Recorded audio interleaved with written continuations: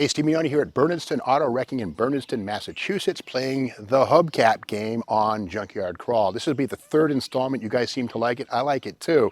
Now, back in the 80s, I used to watch Wheel of Fortune, and it always opened the show with, just look at this studio filled with glamorous prizes. Well, just look at this Chevy panel van filled with glamorous hubcaps. So let's dig in. Now, I do know, as you do, that a hubcap technically is a small, covering the lug nuts in the hub. A wheel cover is the thing that pulls the wheel, but hubcap sounds better than wheel cover game. So let's start.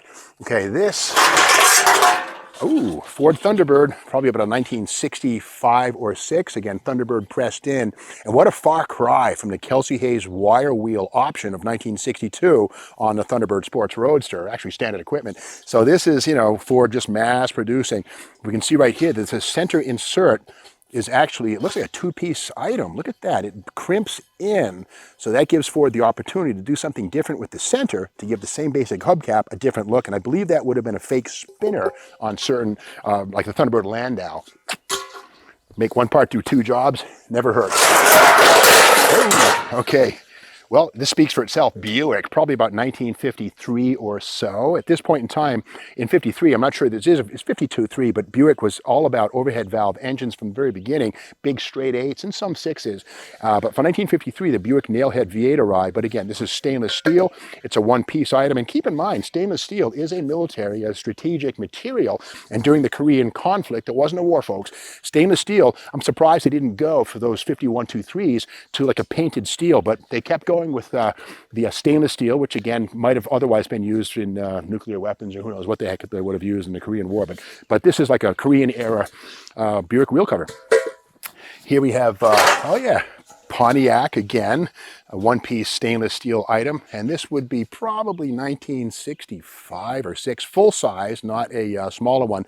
But if you look at it really close, the cupped look here is reminiscent of the Pontiac 8-lug center cap. Same, but this is like twice as big, but the look is the same. So it's funny how the designers take thematic elements and include them. And if you look gently at these little vents right here, they're actually tapered on an angle. They're unidirectional. They taper up.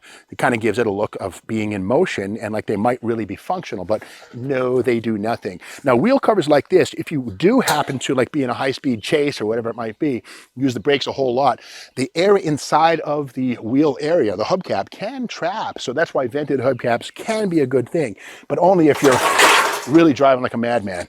Now this here, American Motors Ambassador, there it is right there, about 1965, this here. This is when American Motors still had torque tube drive, but again, it's a two-piece composite, stainless steel, kind of weird rusting there, but that's discoloration. That's not actually endemic to the cover, but the hoop that clips onto the wheel, this is steel, it's crimped in place. So again, this is American Motors Ambassador, similar to what would have been used on a Rebel, but with different stampings, similar but not the same. Okay, Chevrolet, 1966, I would say, full-size Chevy. The plastic is missing, and it does have the vents. Now, one thing I remember as a kid, what would happen is you'd see these cars on the side of the road parked, you'd put rocks inside of this. So the guy drive down the road and you hear all this noise inside. But if this is on a car without the center, put a couple of pebbles in there and you make somebody crazy. Let's say you should do that. Okay, Mercury. Oh, look at this. This is a 13-inch wheel cover. This is from the early Mercury Comet of 1962-ish. Again, it says Mercury. And this is, again, a 13-inch wheel, pretty small. And again, the original Comet was based on Falcon, which was a compact car, 13-inch wheels.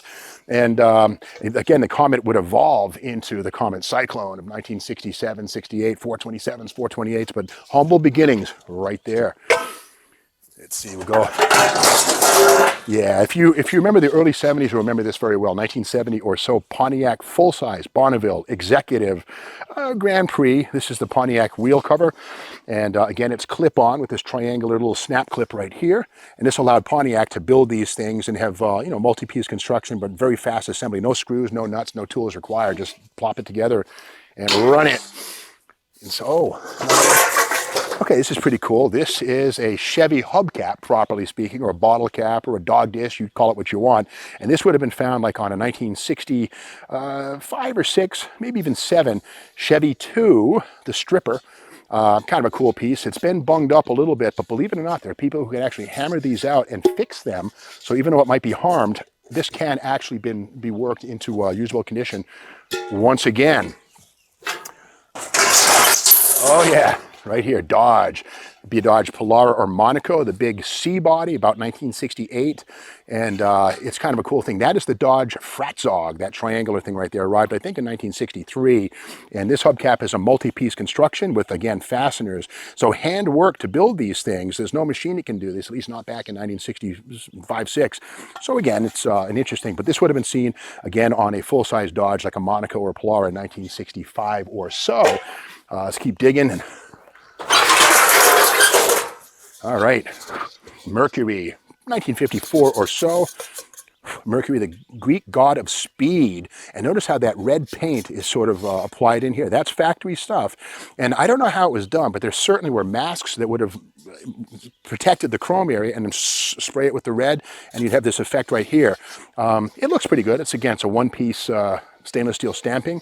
And the beauty of stainless steel is that it, again, doesn't really rust. And manufacturers use stainless steel because probably the worst battleground for a wheel and tire is the road, you know, the salt water and winter time and stuff. And anything else would have started to rust right away, which is bad for business. All right, this is kind of a weird looking critter right here. This is, I'm going to say, probably Chrysler, 1957 or 8. Just basic Chrysler Windsor, I would think. There's no real, it might be a generic, but I don't think so. It's too nice for a cheap generic hubcap. Ooh, nice, got a little hornet's nest right there. It's dormant, otherwise I would not be touching this thing. And speaking of generic hubcaps, this is kind of a weird thing. This is like a 1946 or 7 Plymouth wheel cover, but it's not. See how it says Bluth. This is how you make a reproduction hubcap without paying a royalty. Companies like J.C. Whitney used to make copycaps like this. And you got to think that every car on the planet or on the road has 4 wheel covers. And there are, you know, tens of thousands, hundreds of thousands of Plymouths with this. So these would sell for about 98 cents versus $2 for the real thing with Plymouth on it. So this is what you might call a copycap or J.C. Whitney knockoff, but it's not a knockoff wheel. You know what I'm saying? Keep going here. Okay, this is kind of weird.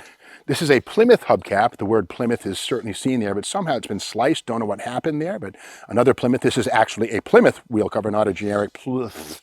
But again, a one-piece item. This is probably about 1954, 55, something like that. It's a 15-incher. Oh, yeah, this is cool. I love these. Anybody who's into Fords will know these things from Ford Galaxies, Ford Country Squire wagons, and believe it or not, also on the Ford Bronco. This is a one-piece wheel cover, but this center plastic piece can be popped out, and on the front of a Bronco, the four-wheel drive locking hub would come right through this. So Broncos, deluxe edition Broncos, would have the same wheel cover as a Galaxy or any kind of a LTD. But again, on a Bronco up front, this would make room for the turn on the locking hub. So kind of cool how Ford made one hubcap do many jobs. Okay, right here, again, here's that Fratzog. This is, of course, the Dodge trademark right there. It's a 13, so this is a 1967 Dodge Dart one-piece wheel cover. Very clean on the inside. And again, most of these covers have been stored in this van for a long, long time. And you got to remember that these wheel covers all came off of cars. They were brought here to Bernardston Auto Wrecking for their final ride. So that's it for this installment of the hubcap game or the wheel cover game, whichever you choose it. There's a lot more to come. This van is still filled with glamorous prizes or glamorous hubcaps. A lot more to go. We'll do more of this thing as we go along. But if you like this video, be sure to subscribe to the Steve Mag's YouTube channel, and we'll see you next time.